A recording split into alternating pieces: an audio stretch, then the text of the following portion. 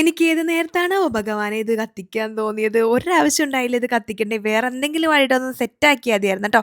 കാശിക്കുണ്ട് സ്കൂളിൽ art expo നടപ്പുണ്ട് ട്ടോ. അപ്പോൾ ടീച്ചർ മെസ്സേജ് ഇട്ട് പറഞ്ഞു കാശിക്കുണ്ട് അതിന് വേണ്ടിയിട്ട് സെലക്ട് ചെയ്തിട്ടുണ്ട്. അപ്പോൾ എന്തെങ്കിലും ആർട്ട് വർക്ക് ചെയ്തിട്ട് കൊടുത്തു വിടാമെന്ന്. പിന്നല്ല നമുക്ക് വേറെന്താ പണി സെറ്റല്ലേ എന്ന് പറഞ്ഞ് ഞാൻ ടീച്ചറോട് ഓക്കെ പറഞ്ഞു ട്ടോ.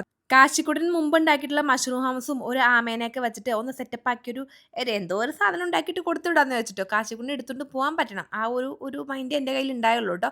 അങ്ങനെ നമ്മൾ തീർന്ന സ്പ്രേ ബോട്ടിലൊക്കെ എടുത്തിട്ട് ഇതുപോലെ ക്ലേ വെച്ചിട്ട് മഷ്റൂം ഹൗസ് വേറെ രണ്ടെണ്ണം ഉണ്ടാക്കിട്ടോ. കാശിക്കുട്ടൻ ഭയങ്കര ഹാപ്പി ആയിട്ടിരിക്കണം. എന്താ കാര്യം എന്നറിയോ, ഈ ക്ലേ ഒക്കെ ഇങ്ങനെ ഒരുമിച്ച് കിട്ടിയല്ലോ, അതിൻ്റെ സന്തോഷമാണ് ആ മുഖത്ത് കാണുന്നത്. കാശിക്കുട്ടൻ്റെ ഇടയ്ക്ക് ഭയങ്കരമായ പണികൾ അവിടെ ഒപ്പിച്ചുകൊണ്ടിരിക്കുന്നുണ്ട്, കാണിച്ചു തരാൻ. പിന്നെ എന്തിനാന്ന് അറിയില്ല ഞാൻ കുറച്ച് ഫോം ബോർഡ് വെട്ടിയെടുത്തിട്ട് ബാക്കിൽ കുറച്ച് സാധനങ്ങൾ വെച്ച് പിടിപ്പിക്കാന്ന് ഓർത്തിട്ട് ഒരു ഇലയൊക്കെ ആയിട്ട് സെറ്റാക്കാന്ന് ഓർത്താണ്.